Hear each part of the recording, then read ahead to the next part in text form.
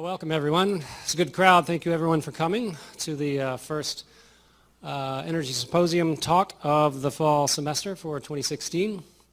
For those of you that are taking the class, Energy Symposium class, again, it's a reminder, you have to blog and comment about the topic today, starting from now until 6:15 tomorrow on Canvas. So that is the assignment, so make sure you do that by the end of 6:15 tomorrow, and also make sure you have signed in on one of the sheets that you are here and attending, and both of the sign-in sheets are in the back.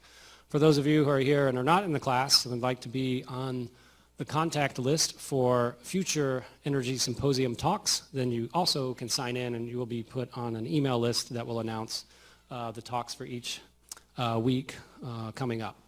Next week's talk is Bert Haskell from the Pecan Street Project. He will speak about something related to energy and smart grid and the future. I'm not exactly sure what his topic is yet, but for those of you who want to know what's kind of going on more in the information technology and knowledge about energy consumption on the residential side, often particularly, perhaps even about water, then come to next week's talk for Bert Haskell. Today's talk is, I think, a special one. So Dr. Sue Hovorka, who I've worked with a little bit in the past, is a specialist. She heads a group called the Gulf Coast Carbon Center at the Bureau of Economic Geology, which is part of the Jackson School of Geosciences at the University of Texas at Austin. So I can say that because I've been here for several years and I can remember all those acronyms. So she heads this group that studies essentially how to stick carbon dioxide in the ground. How do you monitor it? How do we determine how much we can stick there? How fast can you do it? And her group also pays attention to not only the science side of it and the engineering side of it, but also the policy side. Her group is also involved in processes or the United Nations Framework Convention on Climate Change talks that therefore inform the Intergovernmental Panel on Climate Change process for governing policies on climate change at the international level. So our group has been involved from science to policy on carbon storage. So without further ado, I will turn it over to Dr. Sue Hovorka. Thank you. Turn this thing on. Have I succeeded? Okay. Now, I may have to get Harsh to come tell me where we put the slides. There it is. Okay. Thank you so much, Dr. King, and thank you so much for coming. I have to watch the time because when offered a kind of an open-ended opportunity to talk about this subject, I might go on all night. So I'll try to present some highlights and some things you can blog about. I'm a geologist, so although I'm going to show some of the capture side, you can't ask me any really hard questions. I can probably give you some gossip, but no chemical engineering, all right? So let me start with the basics. I promised to go through from basics to advanced so that I thought that there were probably people with different amounts of knowledge on this topic. So the basics is, to start with, we are extracting coal, extracting carbon as fossil fuels, either gas or coal or oil, and bringing it up to the surface and burning it, where it's emitted, the carbon is emitted as CO2 to air through what's known in the industry as stacks. They have taken out the smoke, but they leave in the other combustion product, which is the CO2. If you decide that you don't want to do that for climate change reasons or any other reasons, that's ocean acidification reasons or any other reason that's important to you, but you still want to keep using the energy from fossil fuel, and that's our assumption. I guess I could pause here and say that this is not in opposition to all the other ways of reducing carbon emissions, but it's the low-hanging fruit. The place that you can get energy most efficiently, most cheaply is from fossil fuel. So it becomes an attractive nuisance. The thing people want to do is burn as much fossil fuel as possible, so that to make fossil fuel more carbon neutral is probably a key point in anything else, driving efficiency or driving smart grid or driving any of alternatives to mitigate that cheapest energy source is something that makes sense in an economic environment. So assuming you want to do that, the CO2 can be captured as a concentrated high-pressure fluid by any one of a number of methods, which I'm not going to go into detail. I use a box here to indicate it. Why is it concentrated? Because you don't want to inject all the nitrogen from the atmosphere into the subsurface because of the energy penalty on compressing nitrogen to move it down into the subsurface. It's shipped as a supercritical fluid. Supercritical means dense phased. Supercritical in a geochemical sense, not in the radioactive waste sense, please. Usually by a pipeline, and it's got to be sent to a selected permitted injection site. There are laws regulating what can be injected. I can tell you a little more about them, but you have to get a permit, you have to get approvals. The CO2 is injected at pressure into the pore space at depths below and isolated from potable water. This is referred to as sequestered. Sequestered means isolated, so isolation, being able to demonstrate isolation is a critical part of being legally allowed to do this. It's also critical to providing the isolation from the atmosphere. The CO2 is stored, and it's stored in the pore spaces. It's not stored in cavern, it's not stored in an engineered environment, it's stored in the pore spaces. The pore spaces being what's between sand grains. So if you've ever watered a flower and you notice the water goes in, it doesn't come out the bottom, though the water is going into the pore spaces. These are something geologists know a lot about, and anybody who's ever watered a flower also should know about and rely upon. So all we need to do is get policymakers to know this and rely upon them. So we should send them out with watering cans to water flowers till they believe that the pore space can accept fluids. I'll talk a little bit about the details of accepting fluids and how we know what's enough, what's right. It has to be stored over geologically significant time frames in order to benefit the atmosphere. It doesn't have to be stored in absolute certainty, absolutely forever. It has to be stored sufficiently well to benefit the atmosphere.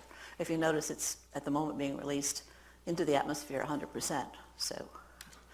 Okay, so I'll start with telling you what I want you to remember from this talk. The geologic storage part of this is technically ready, and I'll try to present enough evidence that you believe me by the end of this.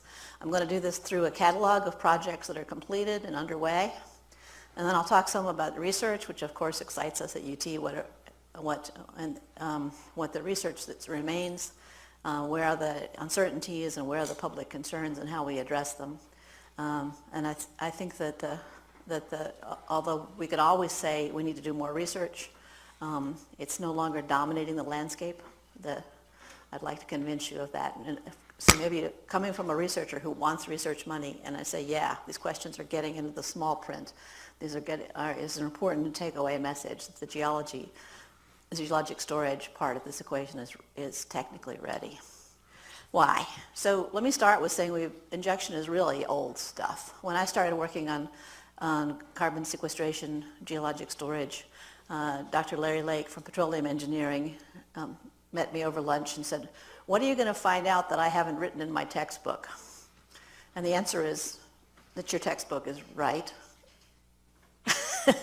This is old stuff. The equations for injecting fluids into the subsurface are old stuff, very well known.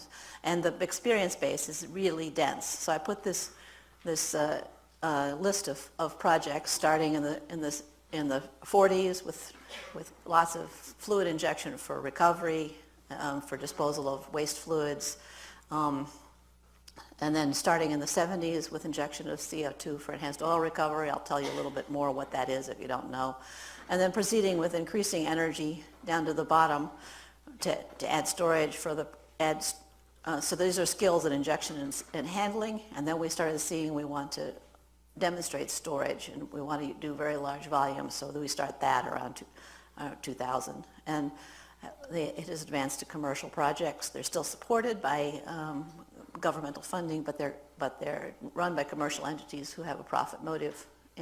Given the funding that they're getting from the government, they make money on this activity. So what's new? Because injection is old and really well known. What's new? We want to do storage, which means early on there was a decision by the storage community not to use that word disposal because of its negative connotations, but that's what we mean. We mean to get rid of a waste. And this refers to captured CO2. What is captured CO2? What qualifies as captured CO2? Well, the definition that's quite hotly argumented by the policy folks is CO2 that would otherwise be emitted to the atmosphere. Yeah, otherwise considering what? So there's a lot of heat in this argument about what CO2 counts. Fortunately, being a geologist, I don't have to solve this issue. That's for the policy people. We focus on stationary sources. Why? Because the capture is much easier. You can use heavy equipment. If you try to do mobile sources like transportation, then carrying around the capture equipment is big energy penalty. So we're focusing on stationary sources. And the pragmatic examples of where you can actually get this that everyone agrees what's in the pragmatic list, even if they don't agree on the definition of what qualifies. From power plants and other heat sources, you can do capture the CO2 before combustion, after combustion, right out of the stack, pre-combustion, or fire with oxygen. You can capture CO2 from industrial sources, which is really a grab bag, including some high CO2 concentration sources like hydrogen production, which happens at refineries, ethylene oxide, which makes chemicals, ammonia, which goes into fertilizer and other products, coal products. There's a lot of that in China. China has a lot of coal and not a lot of liquid fuels, so they make coal into liquid fuels, and there's CO2 stripped out and as high concentration. So that's China's next big step is from coal to product. Ethanol production this is if you do corn ethanol, for example, has a CO2 stream right during the process of making alcohol or other combustible products from corn. And there's a big stream of CO2 from cement. And the last thing is from methane gas processing. Methane is not pure when it comes out of the ground. It has to be cleaned up before it goes in the pipeline and goes to the market. One of the products that comes off is CO2. That CO2 is often put in this category of what would otherwise be emitted. It seems like a cheat to some people, but there's a great deal of it used. From a geologist, we don't care where the CO2 comes from. It's all the same stuff. So to qualify as storage, we also have to do no harm. We're trying to make things better. There's a lot of stories. I grew up in Buffalo, home of projects where things were being tried to put away, and they ended up, that Love Canal guys, they just thought there was a nice place to put that stuff on the back 40. So we want to watch out to do no harm. So it's a really interesting research topic to speculate about what harm might be done. So there's been a number of decades of work on what harm might be done. We can classify this as industrial health and safety, protection of underground sources of drinking water, fresh water, that's the regulatory term that's protected, underground sources of drinking water. And there's a rising concern of induced seismicity. So I'll talk a little bit more about what research we undertake to assess the risk of doing this kind of harm. And we want to isolate from the atmosphere. And one of the interesting questions that I'm raising here for research questions is how good is good enough? And how perfect does it have to be? CO2 is CO2, you can continue to breathe, right? So here's an interesting diagram. I think this diagram actually cheats because the one axis is the number of technologies, and this was actually I counted them pretty rigorously. The other axis, however, was made up by me. I have to say I made them up before I plotted them up, but I was the one who assessed the maturity, so probably I knew whether I thought they were mature. The interesting thing is that early projects when people are just trying to find out more about carbon capture and storage, they tend to do just a couple of things. Then we had these projects in the middle where had a lot of funding from DOE and also from other governments. Here's Germany's project, for example. And everything with the kitchen sink got done. There were dozens of national labs from different countries all out there measuring things. And then as they get more commercial, the number of monitoring technologies begin to fall off steeply. That we're culling it down to just the essentials, which is an interesting process. and worthy of attending to how to answer the question of enough is enough. Okay, I promised to take a moment just to tell you, those of you who don't speak the jargon, what is enhanced oil recovery. It's referred to as EOR. This is the CO2 version of EOR. The residual oil will not move after a certain period of time. You notice that we have increasing state sales tax. It's because more and more of the oil fields of Texas that used to sustain people and keep us tax-free are producing less oil because the oil is still there, but it won't move. It's reached what is referred to as snap-off, little bubbles of oil, and there's nothing you can do to make them to move, except what would you do if little bubbles of oil were stuck? You can't just push. Try pushing oil. It looks little bubbles, they float around. What you can do to them is dissolve them out. This is a matter of removing grease spots if you have a grease spot in a porous medium like you spilled on your tie, you can't just push it out. You can lick it all day, but what you got to do is use solvent like soap or a dry cleaning fluid. So CO2 at reservoir pressure is dry cleaning fluid. You put it in, it's miscible with the oil.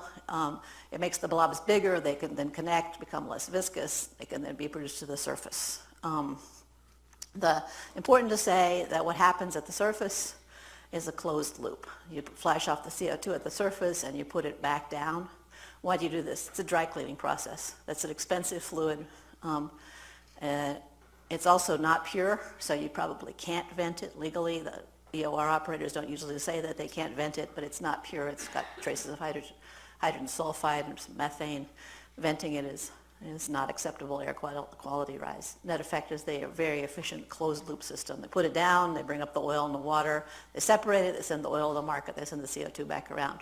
A lot of people are focused on the activities oil to market, separate, and then what happens with the energy consumption separation. If you want to talk about this more, we could talk about this afterward. I'm not going to talk about it because it's a policy question, not a technical question. All right, you probably heard that CCS is not doing well. Who's heard that? Yeah, more of you have heard that. It's in the news. Here are the projects that DOE attempted to fund, and the crossed out ones. So this is 2014, and these are the things that have fallen off. The crossed off one, Summit is only half crossed out because they haven't announced that they're crossing themselves off yet. But Hecka was bought again and keeps trying to say it's going to live. But net effect is these things are not thriving. My father told me when I was job hunting, he showed me this stack of letters and he said, here's 88 rejection letters. But the important thing is that there's 2 acceptance letters in here. I want to show you that for CCS, there's a lot of acceptance letters. It's much better than my father's job prospects. Here's successful. I'm going to show you pictures. And I'm going to also add, okay, we're cheating because Canada is having really good success. So these are Canadian projects that are romping right along.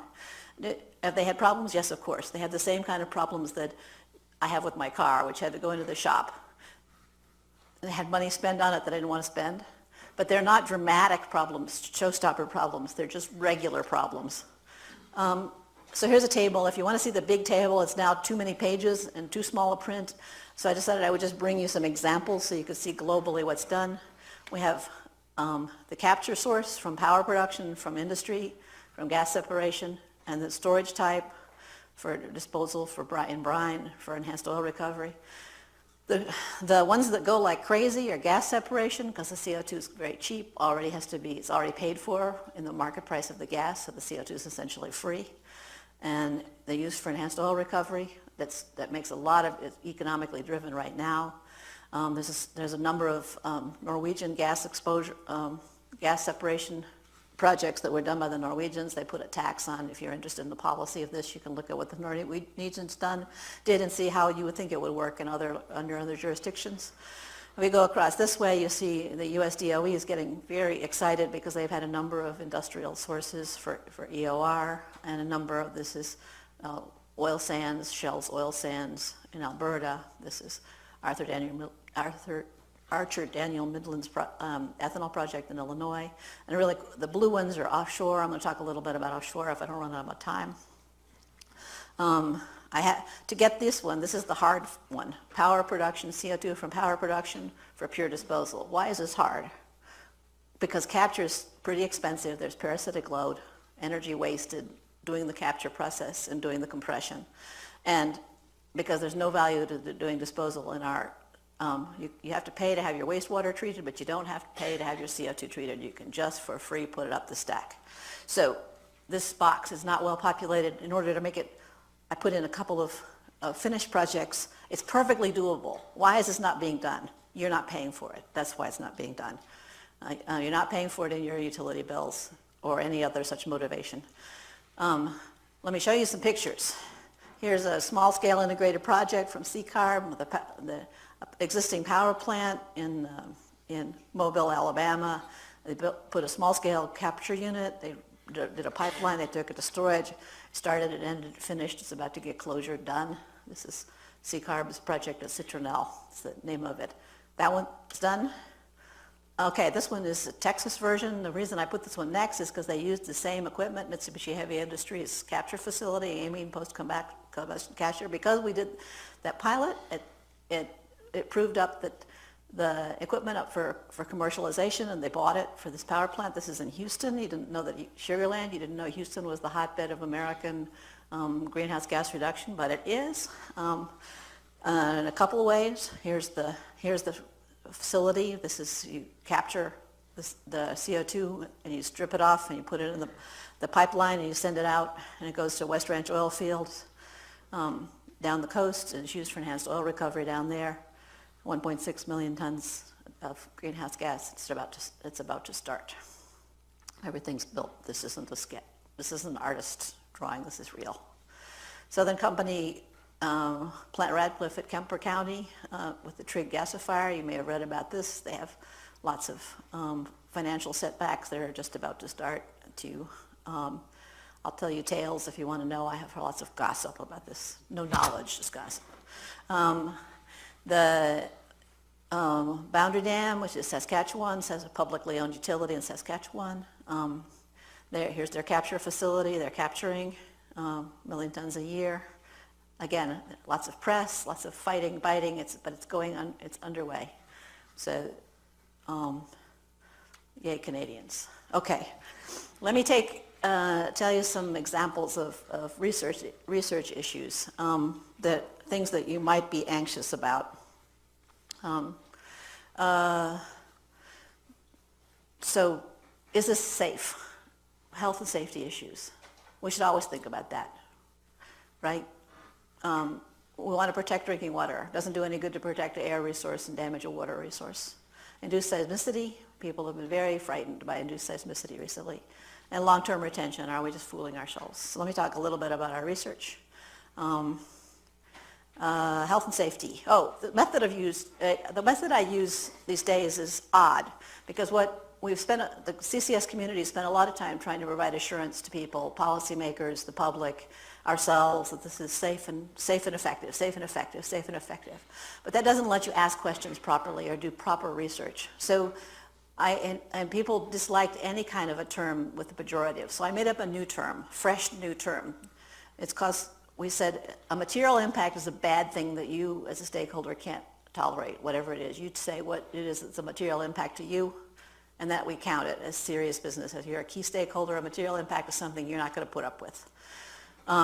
But we think it's low probability because we wouldn't have gone ahead with the project if we thought it was high probability. We're not going to blow off the public concern, but we think it's low probability. So it becomes very difficult to assess in any kind of a risk method.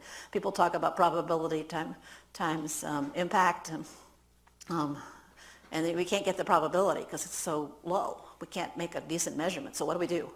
So what I do is this is the process. We actually use an alchemy process, and we create in models, and they can be napkin models or physical models or small-scale models or fancy numerical models. We create the thing we can't stand and see how many ways there are to create that. Usually we do a predicted range, and we say that's good enough, and then you stakeholders said, oh no, I want some uncertainty of that. And then I'm going to make a measurement and see if it's inside or outside. But this is difficult when you're dealing with low probability because you don't know whether you were successful or unsuccessful. there's observation uncertainty too about the measurement, whether the measurement really said it was outside the range or not, because measurements have an uncertainty around them. So what we add is an acceptable range. If you add an acceptable range, then you know what your target is, and you can make measurements that are sensitive to whether it's inside or outside of that range. And I don't care what parameter it is, seismicity, amount of leakage per year, whatever thing it is you're worried about, you can say what's acceptable to you, and then we can design a program that makes measurements of what situation this kind of impact might occur in, and whether that trend is occurring or can be eliminated, because we set up the right kind of mousetraps to catch on the trail that's toward that risk. By creating the risk in model, we can make a strong argument whether or not it exists. And then you can, if you find it outside the acceptable range, you know what you've got. So this is based on a lot of field work. These are projects my team has done monitoring with a cast of thousands, but almost literally. Health and safety. Actually, the first one I show after that is not from our team, because the most beautiful example of health and safety failure is Aliso Canyon, a blowout in California and Los Angeles area of a gas storage facility. They screwed up the well engineering and had a blowout, and here's the impact of all the people. But this is a very well-known, really mature failure scenario. It doesn't mean it's acceptable, but it's like a car crash. You can decide how much money you're going to invest in avoiding car crashes and sell cars.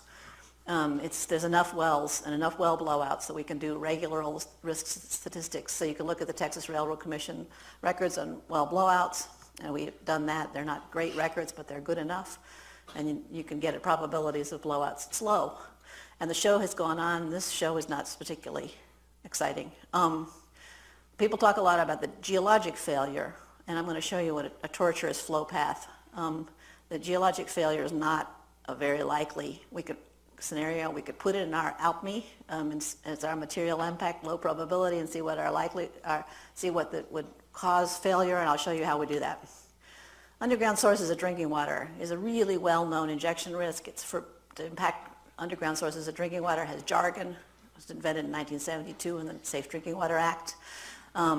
Wells have to be constructed to protect, so you inject, and you have to put cement here and here to protect from water resource from any injectate that's put in the subsurface. It's specific to any fluid.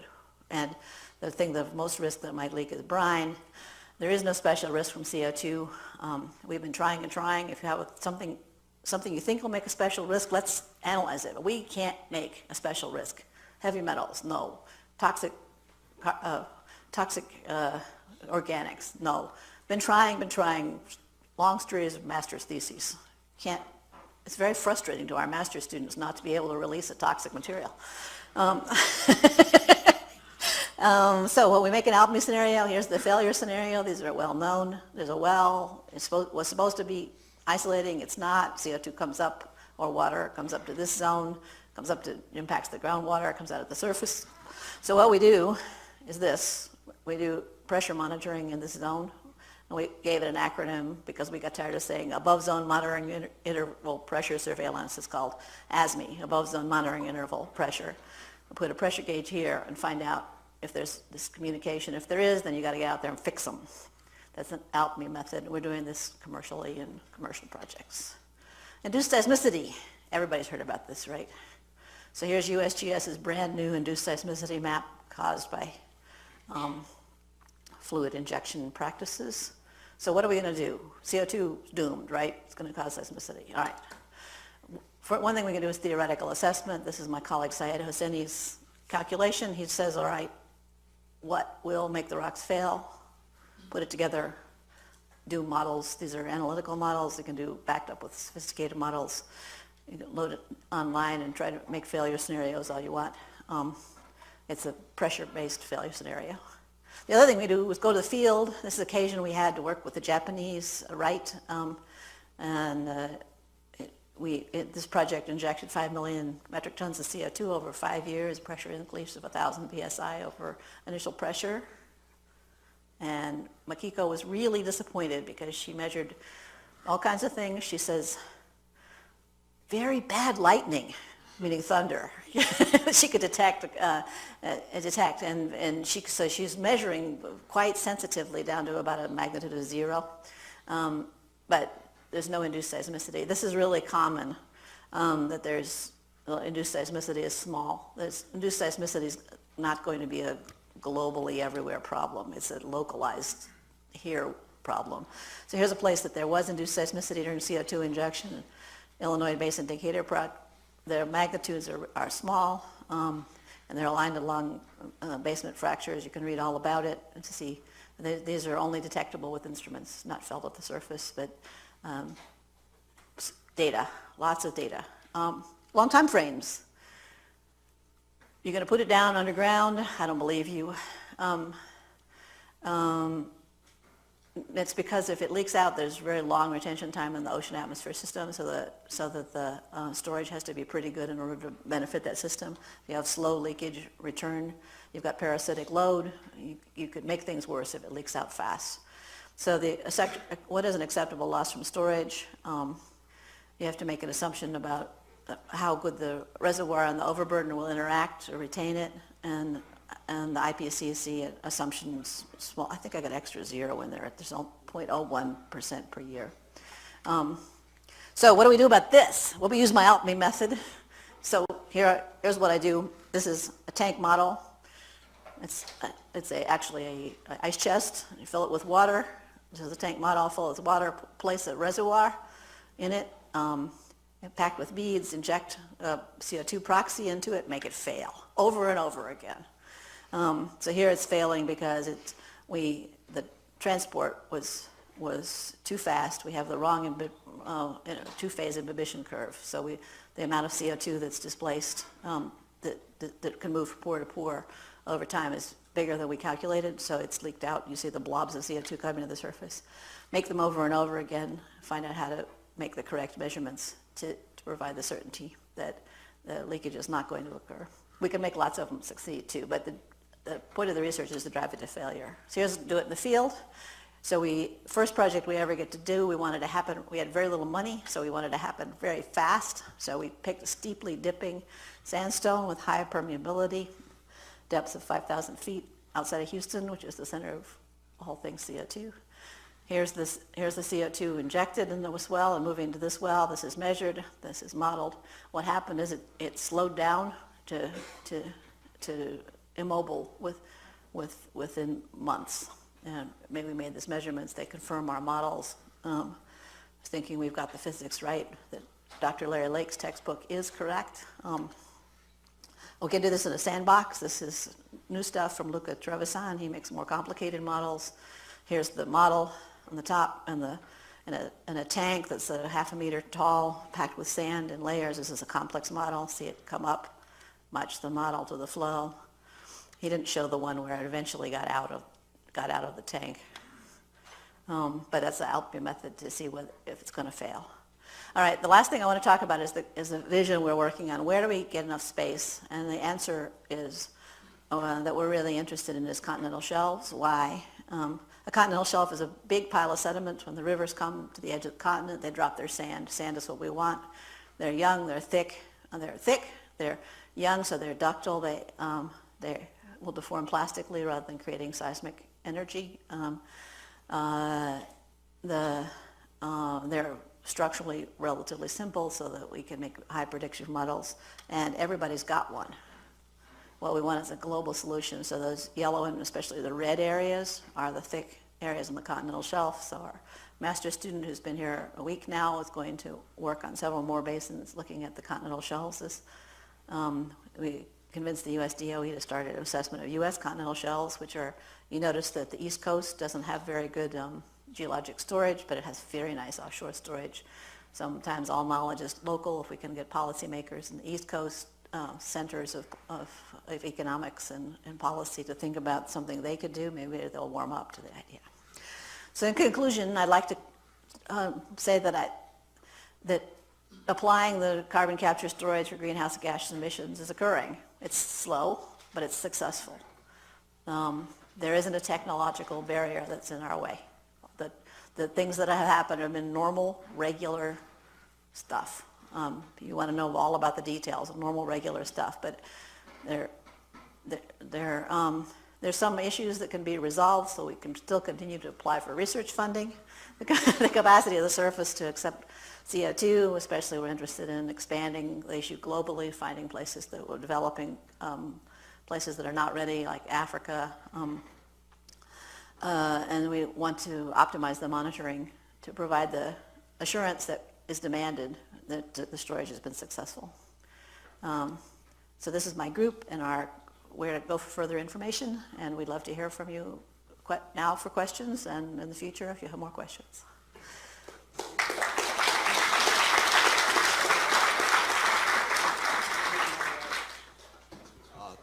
Thank you, Dr. Hovorka, for such an awesome presentation. Now moving ahead, we shall have the Q&A session. I would request anyone with a question to raise their hand. And again, due to lack of much time, preference would be given to the students who have been registering for this course.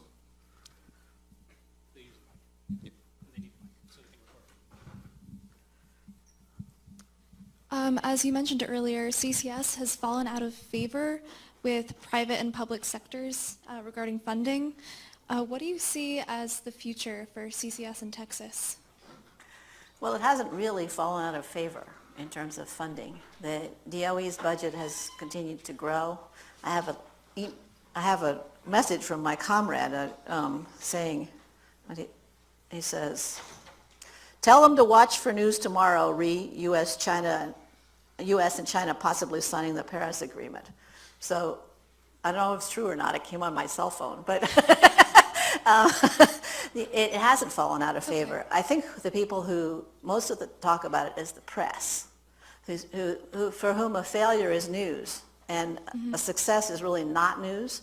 So we get more news about failures and more news about troubles and cost overruns than we do about success and projects that are just going ahead being successful. And the funding continues to ramp up.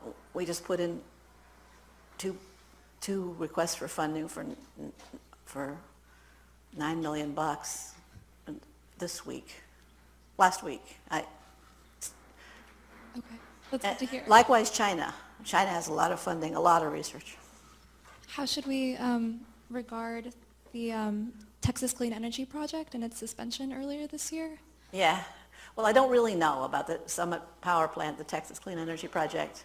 For those of you who don't know, it was a novel idea. It was built on a failed project site. There was a bid for Texas to host a project called FutureGen. There was a national project, and the Railroad Commission put up some money. We actually worked on developing the site part of it, so they had a NEPA, a National Energy Policy permission for a site, and they proposed to build a really interesting facility with a lot of different offtakes. So it's kind of a chemical plant with power, but they got Chinese investors, but they never quite got enough investors.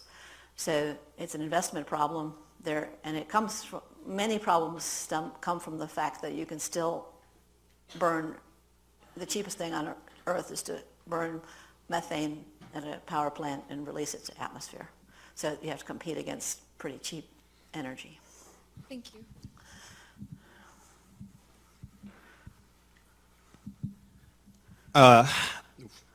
Has CO2 shown enough utility as a EOR solvent to make it attractive enough for injection even without something like a carbon price? Absolutely. The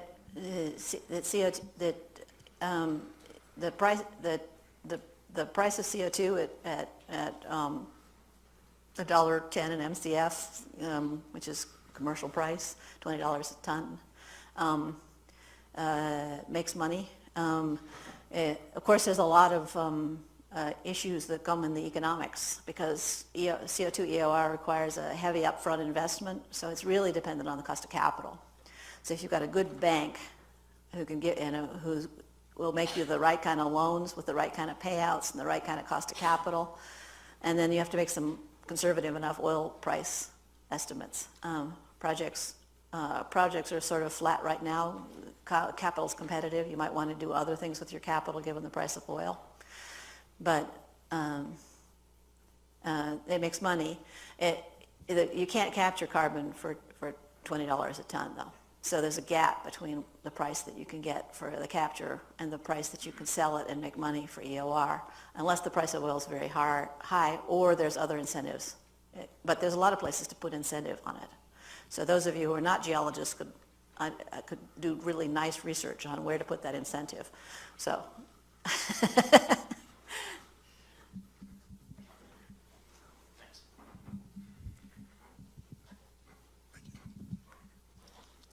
What are the future prospects of deep sea storage? Is it completely off the table? I know you mentioned acidification. Oh, well, I wasn't very clear when I talked, that we were talking about putting the CO2 inside the sediments of the continental shelf. There was a lot of interest in where most CO2 in the atmosphere ends up is in the ocean. It's dissolved. And it changes the pH of oceans, which has been measured, and is something of a risk for the ocean ecosystem, and I'm having a little expertise on this topic. It's broadly thought that the risk is high and the certainty is low about different methods of adding the CO2 into the ocean water or causing phytoplankton blooms. These things were pushed early on by the Japanese, but they've kind of decreased funding at the moment.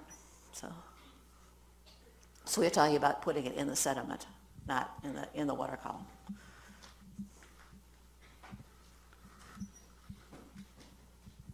So it seems like all this was about injecting gas, but what about carbonates and energy stable solids? What's the prospect there? Is it just cost or something else? I think you could certainly make carbonates, and then you'd have to do something with them. I mean, most people who make carbonates want to sell the product, not inject the effluent, because the idea is use to make a useful product, and the question is always cost of the feedstocks and cost of the product, and nobody's making a killing yet. Although there's guys in the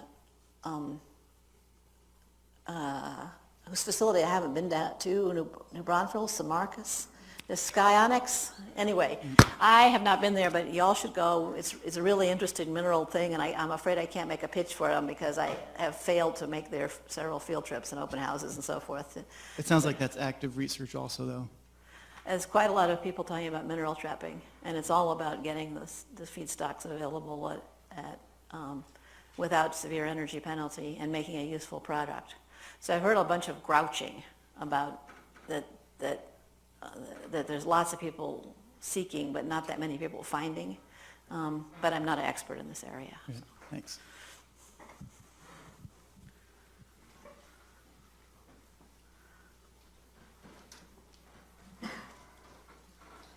I'm for it if we can get it, mineral trapping. I mean, but I don't know much myself. So, yeah. Earlier this summer, an Icelandic energy company announced that it had successfully combined a CCS system with a geothermal plant. So I'm curious to hear whether you think that model can be viable elsewhere, either using the same kind of system that Iceland used or by using the supercritical fluid to power a closed-loop geothermal plant. Yeah, our group, Petroleum Engineering, Gary Pope and Steve Bryant, and a number of students were interested in these combo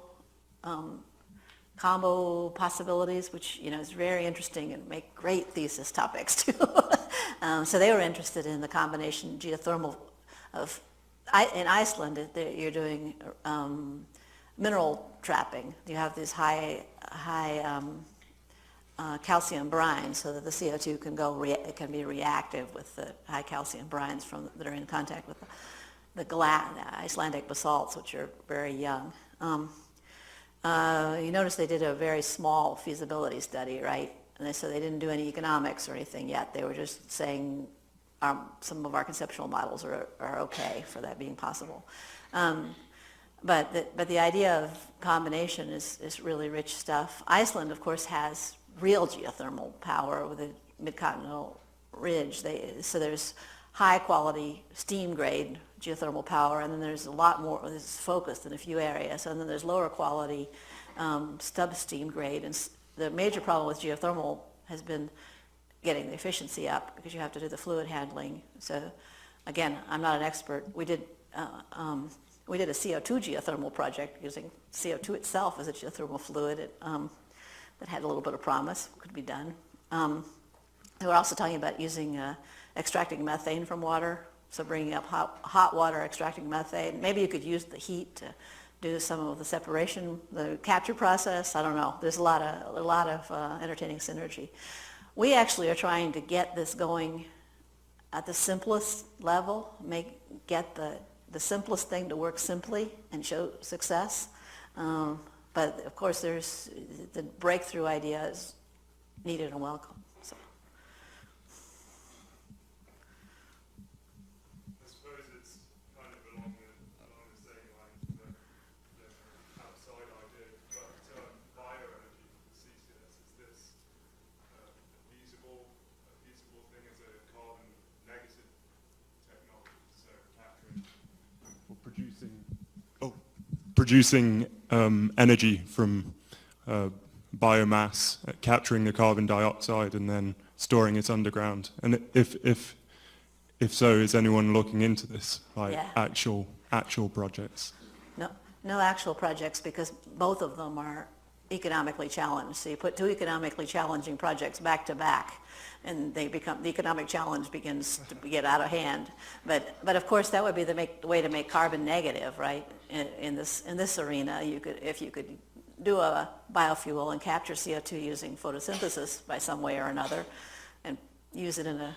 So I've always dreamed that you could use algae in a gasifier, right? And then, and I understand that this is not a good idea. I don't know enough about gasifiers to understand why it's not a good idea. But if you could use algae in a gasifier and then capture the CO2, you'd be drawing down atmospheric CO2, which I like a lot better than these guys, the wind-driven artificial trees, because I always worry about what they're going to do with the CO2 after they capture it from these artificial trees. Whereas if we're doing a biofuel capture, and you could combine that with all kinds of fun things. Let's put solar in there, some catfish farms. There's all kinds of creative ideas.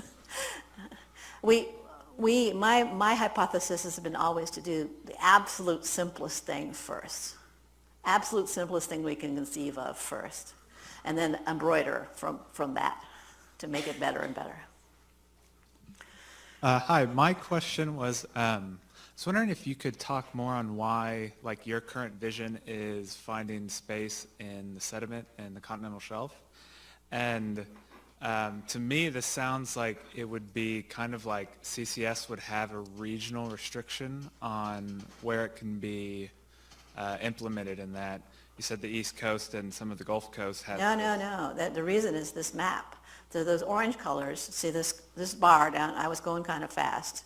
This is the thickness of the sedimentary cover. Orange is really thick and yellow is pretty good. So anything orange and yellow is a reasonable target. Now we have to do a refinement on this, which is what our current master's project is starting the refinement. Some of this is really well known. Like, for example, in the North Sea, this is Europe's very sophisticated advanced plan to use the sediments of the North Sea, which don't even look that great on this plot. So the reason to mature this is because it's a resource that many countries, look at India, they don't have much onshore. Look at Africa. Look at South America. Now there's some places that don't have offshore. California doesn't look good.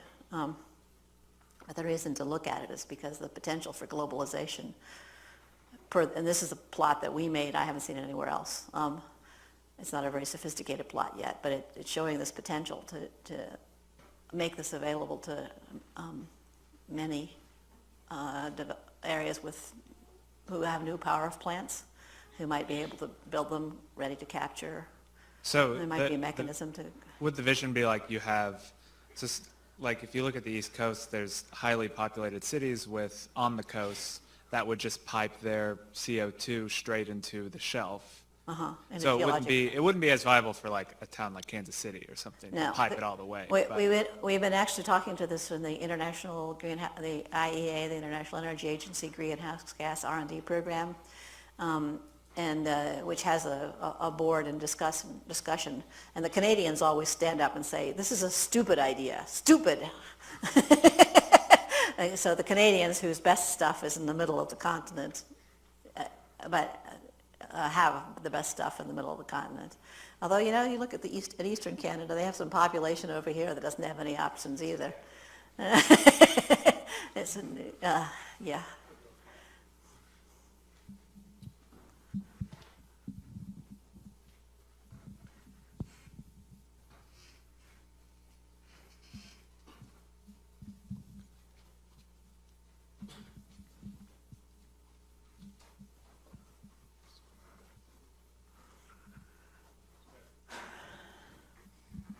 I had a question specifically about the Permian, I guess. You mentioned that in the past, like it's a large conventional reservoir, and now you're doing a lot of EOR there with CO2. I'm not sure like where that depth, where you're like pumping that into is compared to where like most of the unconventional fracking is going on now, and like how does that affect like EOR projects that you've thought of and CCS projects that you've thought of? There was a big excitement about this conflict, that if you wanted to do EOR, or either EOR with storage or sequestration, and you had fracking, wouldn't that make it? So people were making maps and showing the overlays between the areas where storage could be done, and the area where fracking was happening. But this is a sort of a serious misunderstanding of the thickness aspect. So if you take, well, here's my, so if you were to, if you wanted to frack a reservoir here, I don't think it would mean that you couldn't store here. There's not one seal. In fact, we use the terminology confining system, because we don't like the idea that it's a seal like a bottle cap that's only so thick, this thick, and once it's dead, once you've damaged it, it's damaged. What you have is many, many, many layers that retard flow vertically. So basins that are potential targets for unconventional resource recovery via fracking and storage coexist, and of course you have to do an assessment, but it isn't a priori a problem. It's the same problem of saying, like people say, well, you go to UT, do you know so-and-so? Say, he's in another building. So, the fracking in this zone has very little relationship to the storage in that zone. They're separated by a kilometer and 10 kilometers horizontally and a kilometer vertically. They have no relationship.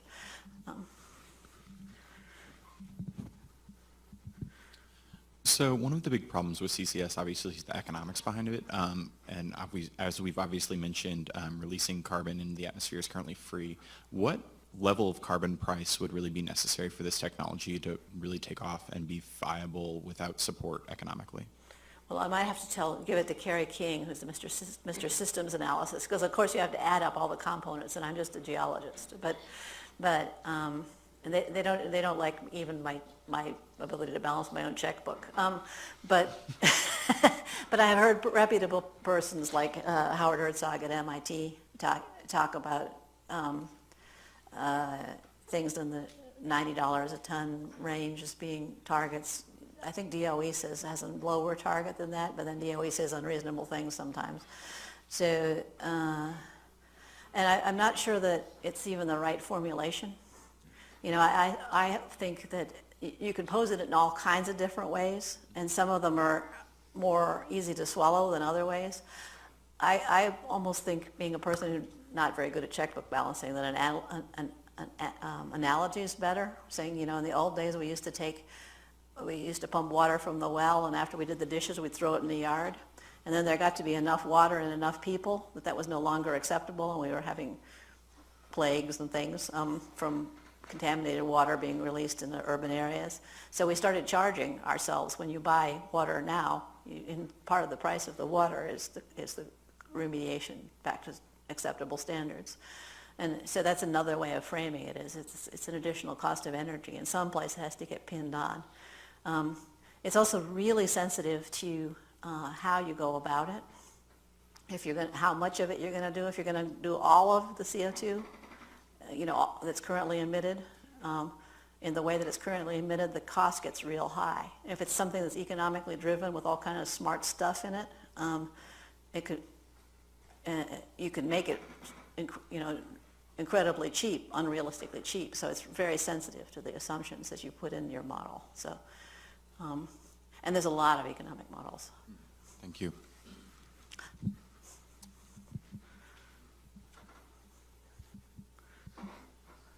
So you mentioned earlier that you'd heard some gossip about why the Kemper project has been so expensive and unpopular to date.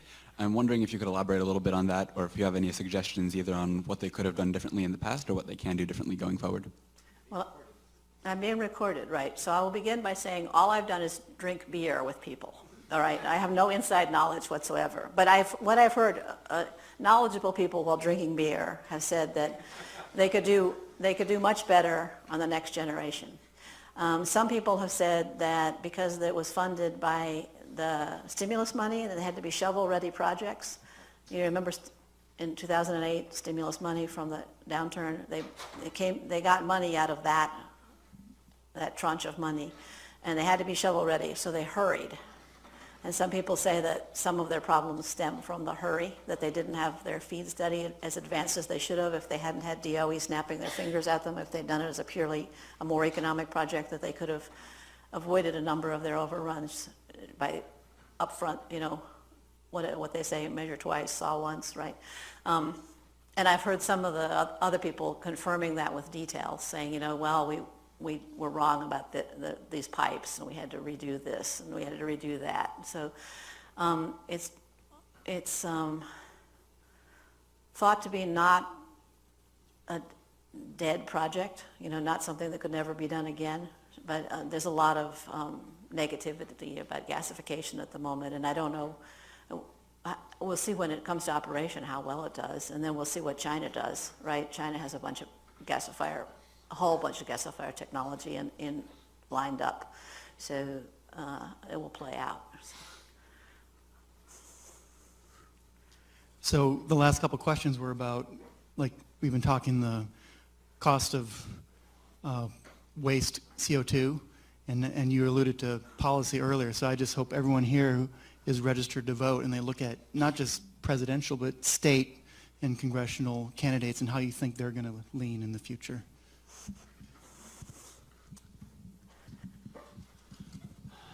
All right, thanks for the good discussions. When I was working with Sue and her group, I did write a paper on carbon capture economics and enhanced oil recovery and storage in the ground. So anybody who actually cares enough to want to read about that analysis to see how much it costs, you could download the paper from my website. And I told you we used CarrieKing.com. we used your numbers just the other week for a real question, real world question. Very good. Too. I've done something useful here. Somebody had a real world question. That's one. That's one. All right. Let's thank Sue again for coming very much. Thank you, Sue.